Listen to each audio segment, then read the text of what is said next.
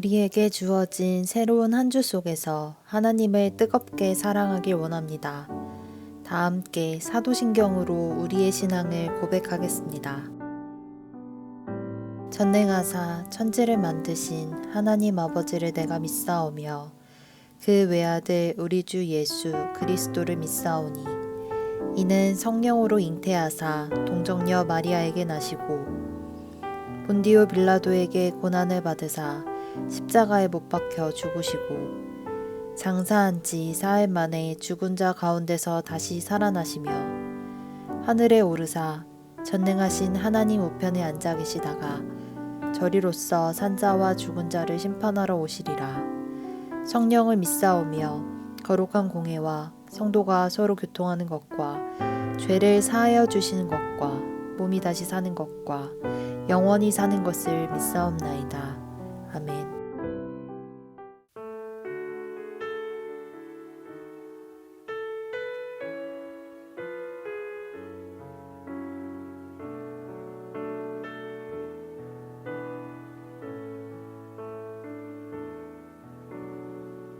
나의 영혼이 잠잠히 하나님만 바라미요 나의 구원이 그에게서 나는 도다 나의 영혼아 잠잠히 하나님만 바라라 나의 소망이 저에게서 나는 도다 나의 영혼이 간절히 여호와를 갈망하며 나의 입술이 여호와를 찬양하리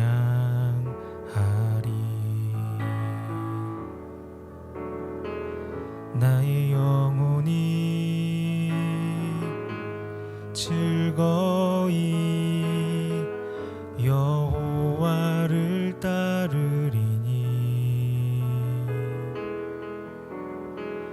나의 평생에 여호와를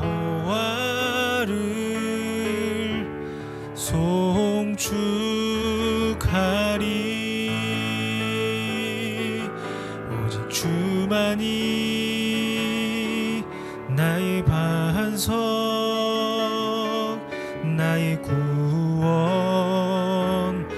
구원이시니 오직 주만이 나의 산성 내가 요동치 아니하리 오직 주만이 나의 반석 나의 구원이시니 오직 주만이 나의 산성 내가 요동치 아니하리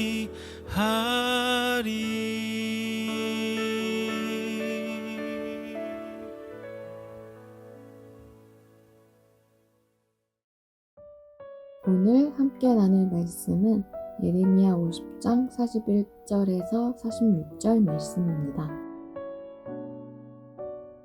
오라, 한 민족이 북쪽에서 오고 큰 나라와 여러 왕이 충동을 받아 땅끝에서 일어나리니 그들은 활과 투창을 가진 자라 잔인하여 불쌍히 여기지 아니하며 그들의 목소리는 바다가 설레임 같도다. 딸 바벨로나, 그들이 말을 타고 무사같이 각기 내 앞에서 대열을 갖추었도다. 바벨론의 왕이 그 소문을 듣고 손이 약하여지며 고통에 사로잡혀 해산하는 여인처럼 진통하는도다. 보라, 사자가 요단의 깊은 숲에서 나타나듯이 그가 와서 견고한 처소를 칠 것이라.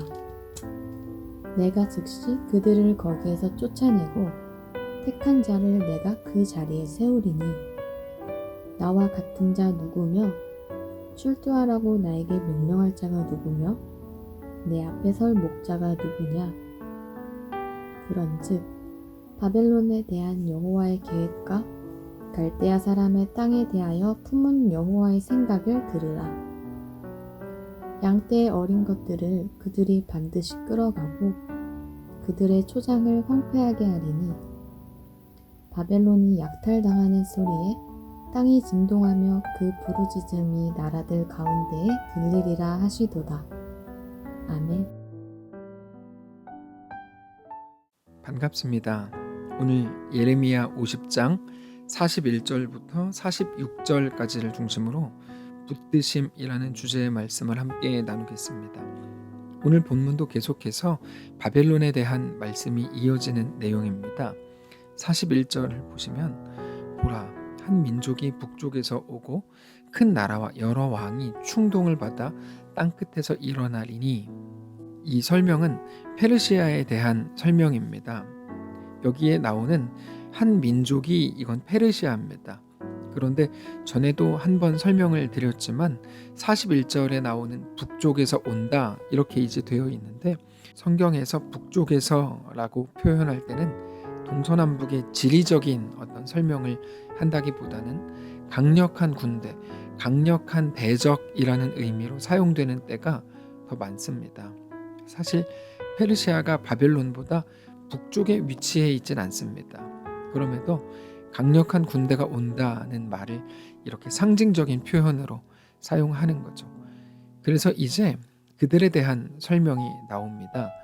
활과 투창을 가졌고 잔인하고 불쌍히 여기지 않는 그런 사람들이라는 겁니다. 42절입니다. 그들은 활과 투창을 가진 자라, 잔인하여 불쌍히 여기지 아니하며 그들의 목소리는 바다가 설레임 같도다. 딸 바벨로나, 그들이 말을 타고 무사같이 각기 내 앞에서 대열을 갖추었도다. 그런 잔인한 민족에 대한 이야기를 들었을 때 바벨론 왕은 벌벌 떨게 될 것입니다. 43절입니다. 바벨론의 왕이 그 소문을 듣고 손이 약하여지며 고통에 사로잡혀 해산하는 여인처럼 진통하는도다. 자, 그 당시의 사람들은 바벨론이 세상에서 가장 강력한 민족이라고 생각했기 때문에 페르시아에 대한 말을 들었을 때 바벨론이 설마 두려워하겠나? 이렇게 바벨론이 두려워한다는 것은 상상도 할 수 없었습니다. 그러나 바벨론은 자기들보다 더 강력한 군대에 대한 소식을 들으면 벌벌 떨게 되죠. 자, 바로 이게 세상입니다. 세상은 늘 눈에 보이는 것이 전부인 줄 압니다. 그래서 자기들이 강할 때는 한없이 교만해 하지만 자기보다 더 강력한 누군가가 나타나면 바로 벌벌 떨게 되는 거죠. 심지어 바벨론의 왕이 해산하는 여인처럼 진통한다 이렇게 말씀을 하십니다. 그게 눈에 보이는 것을 의지한 결과입니다. 언제나 마찬가지입니다. 그것에는 예외가 없습니다. 눈에 보이는 것은 결코 영원하지 않기 때문입니다. 그래서 예레미야 50장을 나누는 지난주 내내 말씀을 드렸지만 우리는 무엇이 우리의 소망이 될 수 있는지를 분명하게 생각할 수 있어야 합니다. 눈에 보이는 것을 얼마나 많이 얻었는가, 얼마나 많이 가지고 있는가 하는 것으로 우리의 삶이 평가되지 않습니다. 그런데 세상은 여전히 그런 것으로 평가된다고 생각합니다.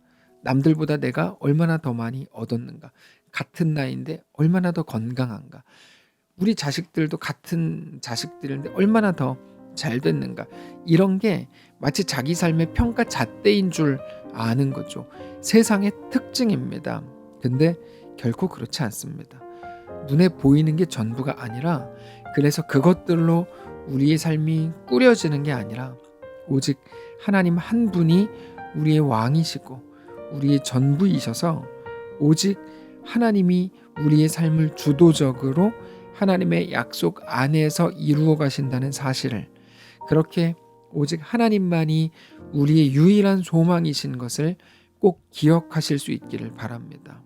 그리고 나서 오늘 본문을 보시면, 그래서 바벨론 멸망의 주체가 페르시아라거나 바벨론 자신이 아니라 하나님이신 것을 분명하게 말씀을 하십니다. 그게 44절입니다. 보라, 사자가 요단의 깊은 숲에서 나타나듯이 그가 와서 견고한 처소를 칠 것이라. 내가 즉시 그들을 거기에서 쫓아내고 택한 자를 내가 그 자리에 세우리니 나와 같은 자 누구며 출두하라고 나에게 명령할 자가 누구며 내 앞에 설 목자가 누구냐. 여기에서 가장 강조되는 것은 주체가 하나님이라는 사실입니다. 그래서 내가라는 말이 계속 나오는 거죠. 여기에서의 내가는 하나님이신데 사실 그것은 누구도 보지 못하는 모습입니다. 눈에 보이지 않거든요. 눈에 보이는 것은 페르시아, 바벨론 혹은 그들에게 있는 용사들, 무기 이런 것들만 보이지 오늘 본문에서 말씀하시는 내가는 보이지 않아요. 하나님은 눈에 보이지 않죠. 그러나 하나님이 존재하실 뿐 아니라 그 모든 역사를 주관하신다는 것까지도 기억해야 한다는 겁니다. 내가 그들을 거기에서 쫓아낼 거다. 내가 택한 자를 그 자리에 세운다. 내 목자가 누구냐? 이렇게 말씀을 주시는 거죠. 그런데 여러분, 오늘 우리의 삶에도 완전히 똑같습니다. 오직 하나님이 우리의 왕이요 우리의 전부이신 것을 믿으실 수 있기를 바랍니다. 우리 눈에 보이지 않지만 하나님은 오늘도 우리를 위해 일하시고 우리 가운데 하나님의 약속과 하나님의 말씀을 이루어 가신다는 사실을 꼭 기억하시기 바랍니다. 결국에 예레미야 전체에 대한 말씀이 그랬지만 바벨론에 대한 하나님의 이 말씀을 통해서 우리가 분명하게 기억해야 하는 것이 있는데, 그것은 바로 우리 하나님이 주인이시라는 겁니다. 우리가 사는 이 세상은 계속해서 세상이 우리의 주인인 것처럼 우리에게 계속 그렇게 말합니다. 그래서 지금 당장 그것을 하지 않으면 안 되는 무언가가 있고 그것은 실제로 모든 사람들이 가는 길이다, 이렇게 우리에게 도전합니다. 그러나 성경은 모든 사람들이 가는 그 길로 가지 마라, 이렇게 말씀하신다는 것을 기억해야 합니다. 모든 사람들이 가는 그 길을 마태복음을 보면 넓은 길이라고 표현하시고, 그러나 우리에게는 넓은 길이 아니라 좁은 길로 가야 된다라고 말씀을 하신다는 거죠. 그냥 길이 넓은지 좁은지를 보고 무조건 좁은 길, 힘든 길을 선택해라, 이런 말이 아니라 하나님이 이끄시는 길, 하나님이 요구하시는 그 길이 비록 좁을지라도 이거야. 비록 좁아 보이더라도, 그 길이 비록 좁은 길처럼 느껴지더라도 하나님이 함께 하시는 그 길이 생명의 길이니까 그 길을 선택하라는 것입니다. 하나님 없는 좁은 길은 아무리 좁은 길이라고 해도 여러분, 그건 의미가 없는 길입니다. 그러므로 우리가 가는 그 길을 잘 생각해 보십시오. 오늘 어떤 일 앞에 우리가 서 있습니까? 그 일이 우리를 힘들게 합니까? 아니면 기분 좋게 하나요? 다만 그 모든 영향력을 떠나서 오직 하나님이 우리 앞에 있는 그 일보다 더 강력하시다는 것을 아십니까? 그러면 왜 그 일을 막아주지 않냐고요? 내가 힘들어하는 거 모르시냐고요? 우리의 고난이 우리 속에서 놀랍게 일할 것을 아시기 때문입니다. 그래서 우리를 그 길로 이끄시는 거죠. 그러므로 우리 삶에 있는 모든 주체가 하나님이신 것을 기억해야 합니다. 모든 일들을 우리가 헤쳐나가고 우리가 해결하려고 할 때는 아무것도 이룰 수가 없습니다. 그러나 오직 하나님이 우리 삶의 주인이 되실 겁니다. 그래서 힘겨운 고난, 내가 이겨낼 수 없어서 감당할 수조차 없다고 생각되는 그런 모든 삶을 통해서도 우리 하나님은 우리를 가장 온전하게 붙드실 것입니다. 이번 한 주 그 붙드심을 기억하면서 담대하게 살아내시기를 주님 이름으로 축복합니다. 기도하겠습니다. 살아계신 하나님 감사합니다. 오늘 우리의 삶을 돌아봅니다. 눈에 보이는 것들로 꽉 차 있지 않기를 원합니다. 하나님의 자리를 내어드리기를 원합니다. 눈에 보이는 것이 전부가 아닌 그것들을 압도하고 그거를 통해서라도 하나님의 놀라운 약속과 하나님의 원하심을 우리 속에서 이루어내시려고 하는 하나님의 놀라운 임재를 오늘 기억하기를 원합니다. 우리와 함께하여 주옵소서. 우리 모든 연약함 속에서 마땅히 하나님을 바라보게 하시고 하나님과 함께 걷는 이 길 위에서 늘 용기를 갖게 하시고 그렇게 주님과 담대하게 기쁨으로 이 길을 걷게 하옵소서. 우리에게 허락된 이번 한 주 우리의 전 인생을 주님께 맡겨드립니다. 맡아주시옵소서. 우리의 주인이 되어 주옵소서. 감사드리며 살아계신 예수님의 이름으로 기도합니다. 아멘.